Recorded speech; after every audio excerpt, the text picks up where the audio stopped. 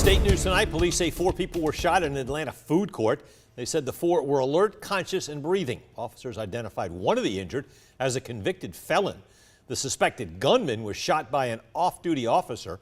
The shooting happened around 2:15 today in the Peachtree Center Mall in downtown Atlanta.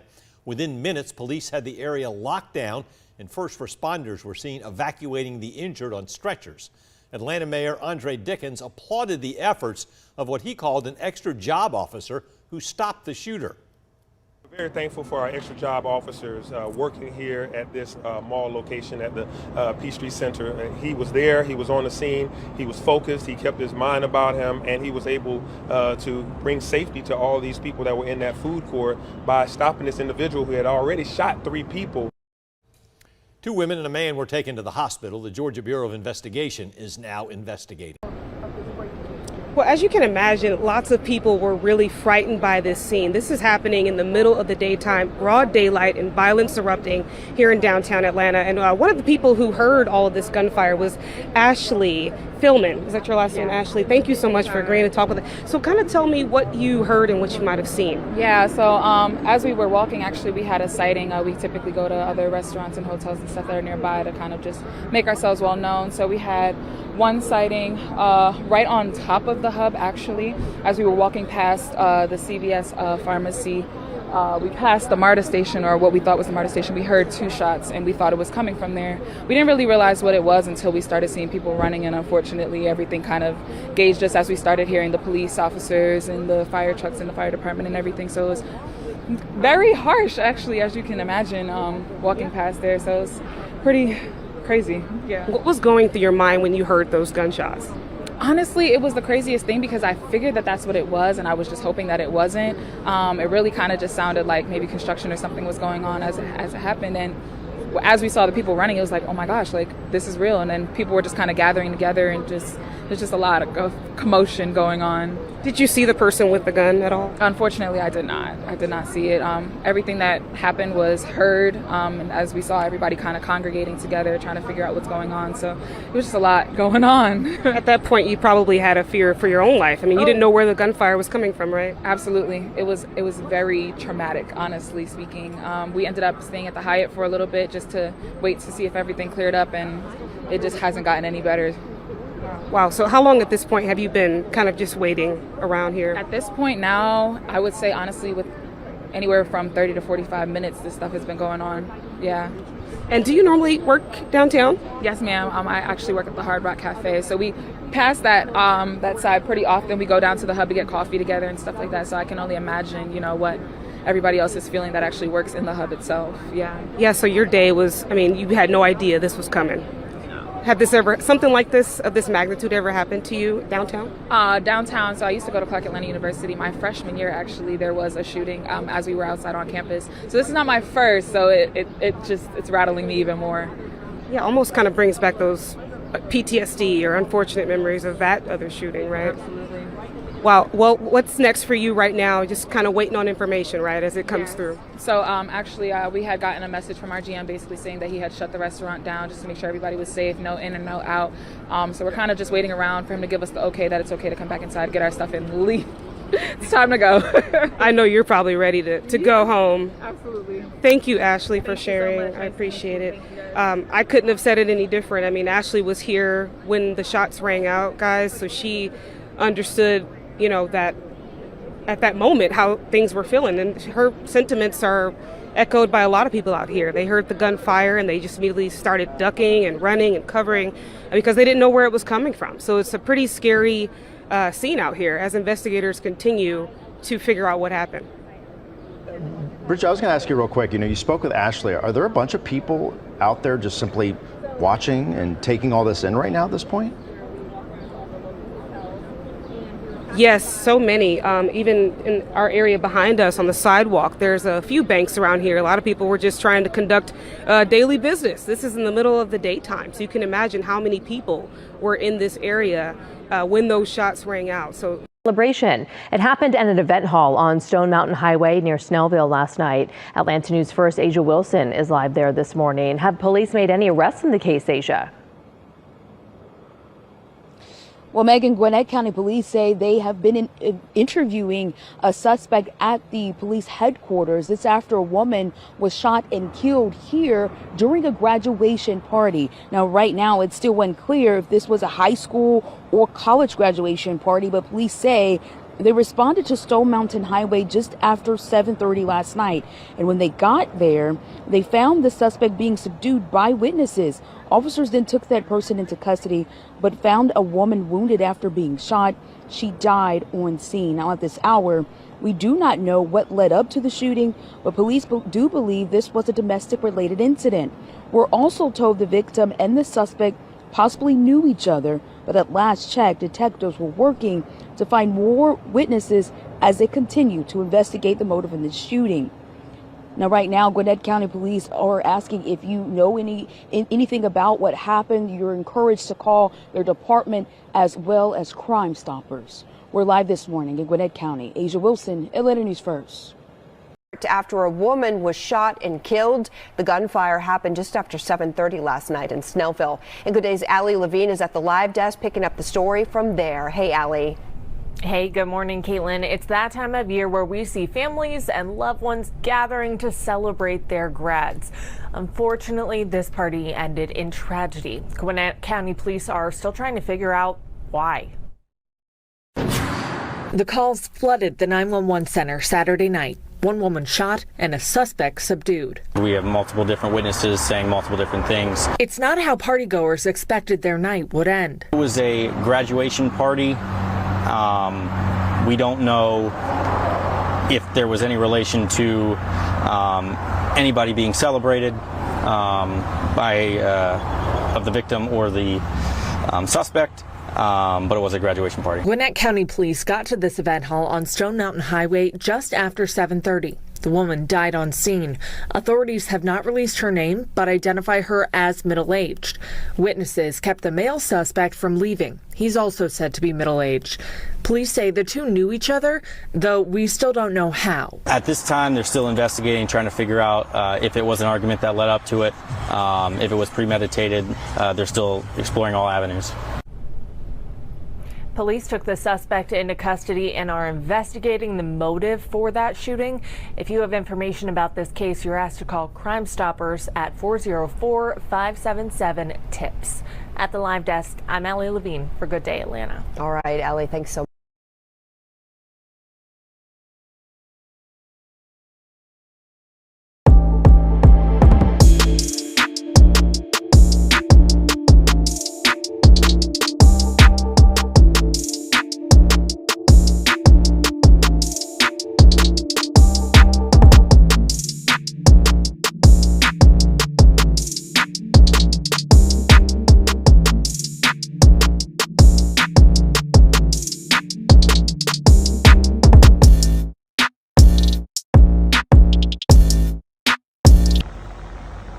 Top of the morning, man. Top of the morning. You know who it is, who it should be, man.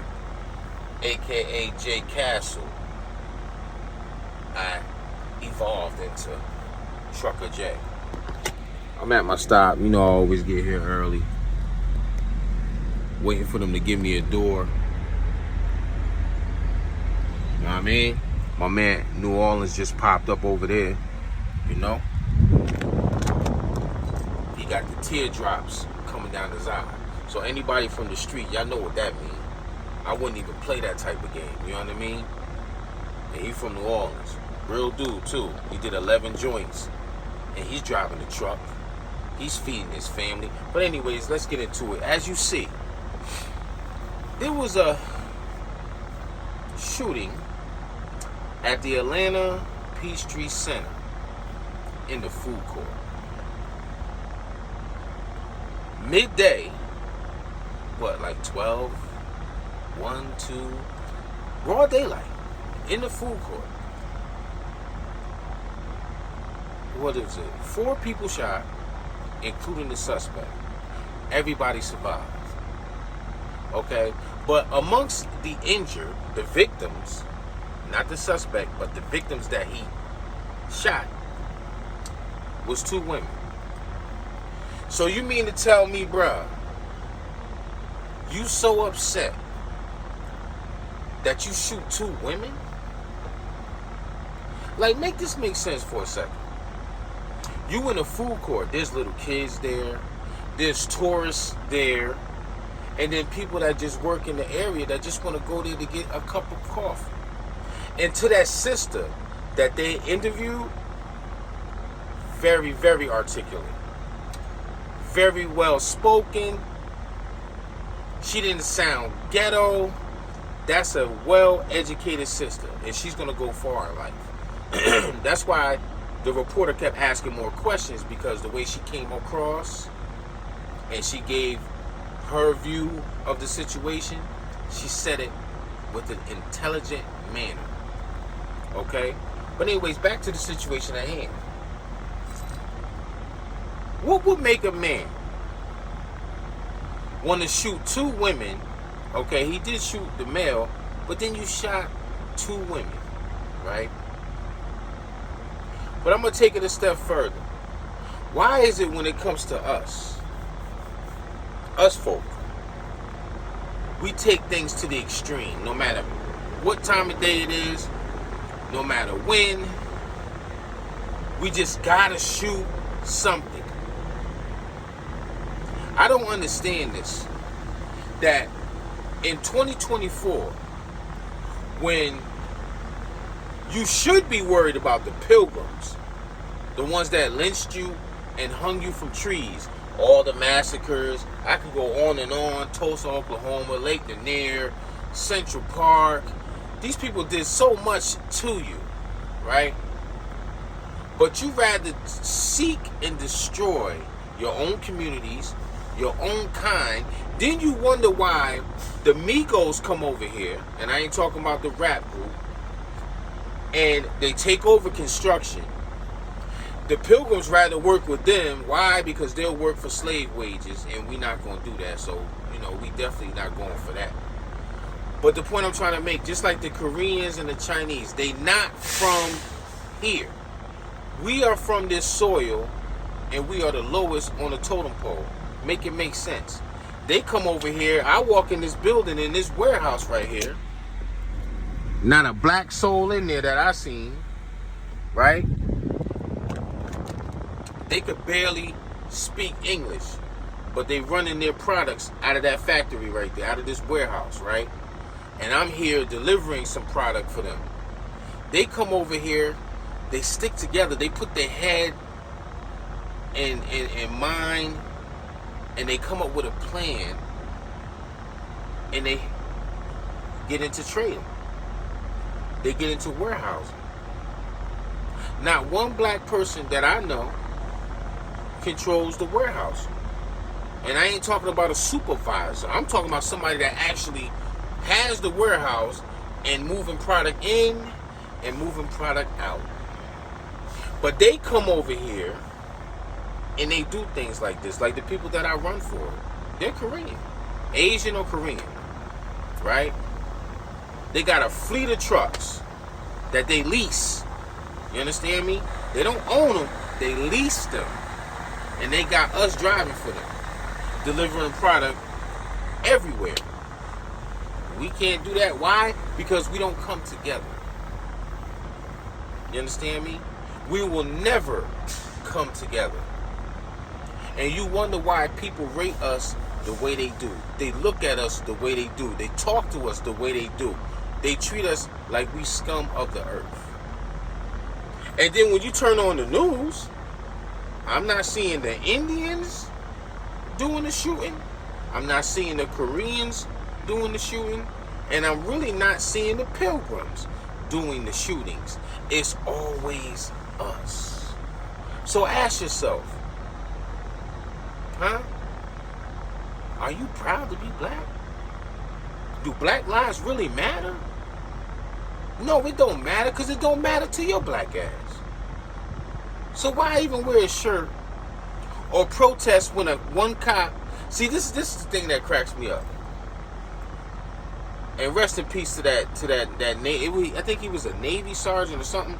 The cop came to his house. This was recent, a couple months back, maybe a year. I think a couple months back. The cop got called to his apartment for a disturbance. The cop is banging on the door. The cop covered the peephole. Requested that the guy open the door. Okay? He opens the door. He has his gun, I want to say on his side or in his hand. The cop didn't ask no questions, just aired him out, shot him, right? And then called it in. Labeled him a suspect and everything, and he's in his own home. The point I'm trying to make is, you want to protest and go crazy because of what a Pilgrim cop did to a black male, and they still doing it. They still treating us bad, right? But in every hood across the whole United States, it's black on black genocide.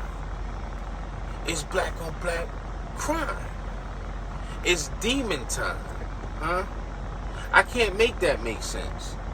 So the best thing I can say for you, brothers and sisters that want to live, you have to remove yourself from a toxic environment if you can. And this is one of the field, and there's women driving these trucks too, that can relocate your family and put you in a safe environment, a safe school, a safe area to live, like where I live. I mean, it's so peaceful. Besides the black neighbor across the street, right? It's crazy. We live in a nice neighborhood. It's more white people in my neighborhood than black. But it's always the black person to bring the neighborhood down. He's over there blasting music. He wasn't blasting it, but you could feel the bass all the way in the house at 4 in the fucking morning. As I'm getting ready to leave, he's blasting music. Make it make sense, man. This is the suburbs. Alright? Every other day, he has about 10 to 20 people coming to his house, in and out, while everybody else is just peaceful. We don't have no issues. I don't have company at my house. I'm from the street, so I still got the street mentality. I'm the only male that's in my house, period. My daughter's boyfriend is not coming to the house. You understand? Because we already got burned by the last boyfriend. And that video was on my old channel where I challenged him on the porch and he didn't want to fight. So after that one, I said, no, ain't nobody coming to my house. You understand? I'm real private. And that's the way you're supposed to. I respect the neighborhood. I don't blast music. You understand me? But it's crazy that a black man is detrimental to another black man. Our own kind is the one you have to worry about every day. When you step out that door, you got to make sure you don't get your head blown off by your own kind. When so much blood has been shedded on this soil for 400 years, these people done did so much to you. Huh? They don't want to give you no opportunity. That's who you should be mad at. The people that did something to your ancestors, that hung them from trees. Listen to me, fools. That hung you from trees, hung your ancestors from trees and took pictures with little kids watching.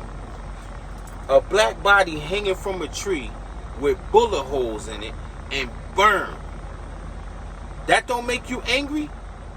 They used to sit German shepherds. I got a German shepherd at home. The mouth is, I be looking at his mouth sometimes like, damn. Black people got bit by these dogs in the 60s. And before that, by the Pilgrims, sicking them on you, chewing up your flesh. Some cops do it to this day. That don't make you angry? You couldn't use the same bathroom as these folks and drink from the same water fountain, and it's not that long ago. Because I'm 49. That happened right before, what, like 5 years in the 60s? 10 years? Before I was born? That don't make you angry? All these Lake Lanier, there was a town called Oscarville. It was black ran. I think, you know what I'm saying? Black people were flourishing. These people made up an excuse about some white lady and the guy or what have you. Used that as an excuse for the Klan to come in and terrorize, kill people, take the town, bury it underwater, and now it's called Lake Lanier. And you wonder why people keep dying at this lake every summer, because it's a town buried under the water. Buildings under the water. Huh? Tulsa, Oklahoma, they killed 300 innocent black people in one day because a man so-called assaulted a white woman in the elevator. And we could keep going on. That don't make you angry? That don't make you want to go at them? No. But you rather kill your own kind. So anyways, we're going to get back to the story. All right? So they got the suspect. Luckily, there was a resource officer on site. He shot the suspect. The suspect survived. Everybody survived. Now we're going to fast forward to a place where my homie, co-worker, had his wedding renewal. Vow renewals, whatever you call it. Right? That same place that we had the event, just this past weekend, a female was killed at a graduation party. They said it was a husband that shot the wife. Guess what color they was? Black. I mean, nowadays it's like, if it's a black festival, you have to think twice on going because you might lose your life. You understand me? It was never like that back in the day. Because when I was coming up in Yonkers, New York, we used to go to Trevor Park, and there used to be hundreds of black people out there. Nobody got shot. It might have been a fight, but nobody lost their life. Nobody got shot. Even at Six Flags, a video that I uploaded a while back, there was a shooting on the opening day at Six Flags of Atlanta. And guess who did that? Black. So let me give you some advice, people. If you want to take your kids to a circus, an event, and it's full with a lot of black people, you might want to think twice, because 9 times out of 10, something will happen when it's a sole black event. I hate to say it, but that's the truth. If it's more than 10, your life might come to an end. You understand what I'm saying? If it's 5, you might stay alive. Are you proud of that, black man? Black woman? Are you proud of that? I'm not proud of that, and I come from the street. And again, because you know me, man. Pause. You know me. You know, I show and prove. I don't tongue wrestle with people. I'm too old to tongue wrestle with people, but, you know, I show and prove out here, man. That's why I show my backyard. That's why I show this truck. Because I'm trying to get one of y'all to join this field, man, and get your family out the hood. You heard? Not got a little smaller because I've been spending money like crazy. But I can still. How many weeks, how many months I've been doing this? I can still. You heard? I stay with it on me.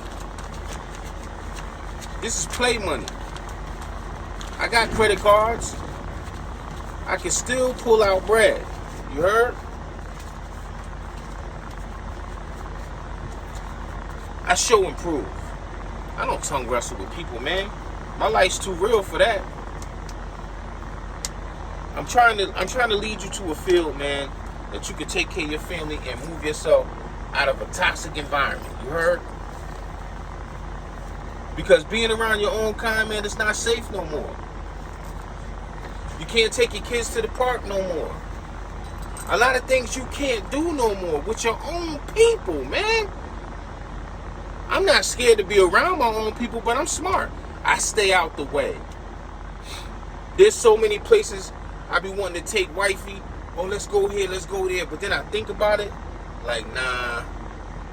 I think about, can they get a gun in? I shouldn't have to worry about, can people get guns in? Because I'm good with these. I ain't scared to fight. That's nothing. Because I know I'm going to live to see another day.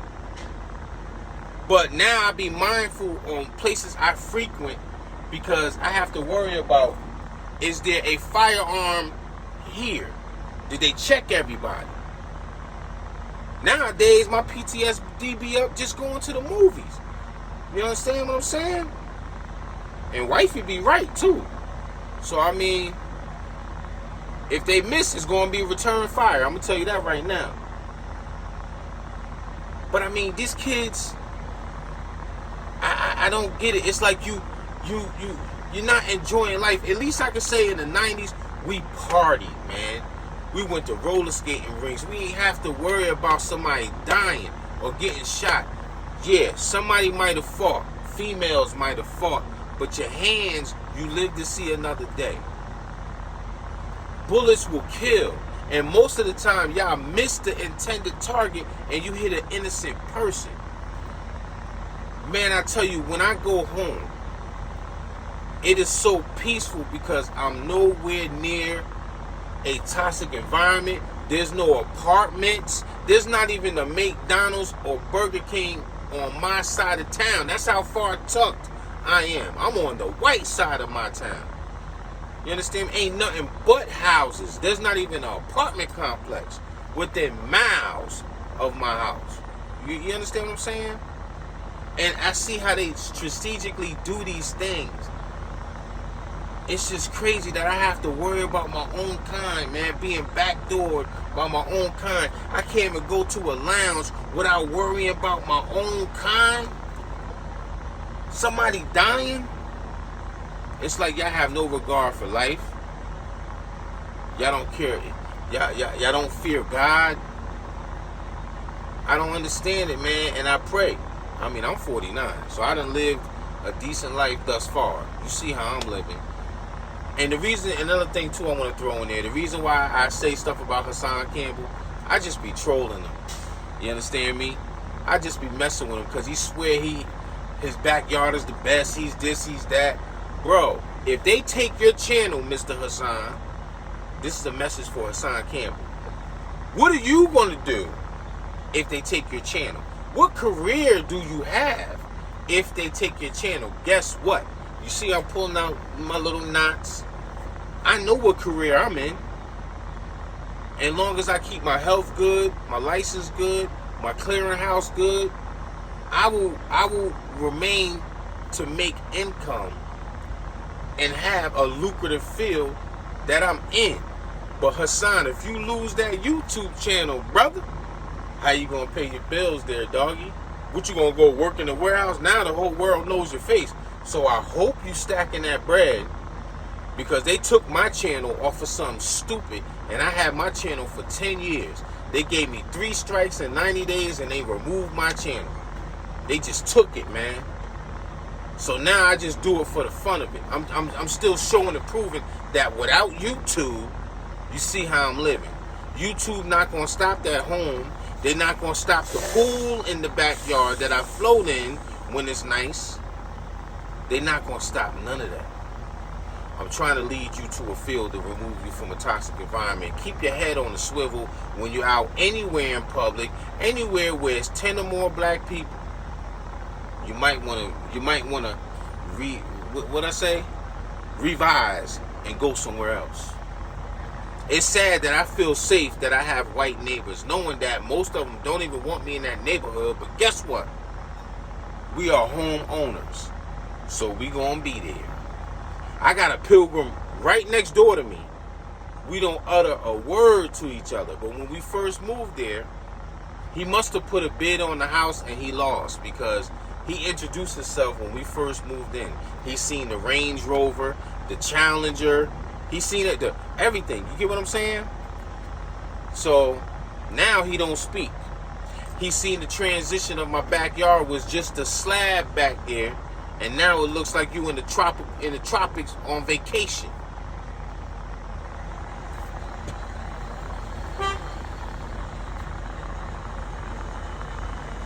Man, he about to go to the wrong driver, man. Hold on.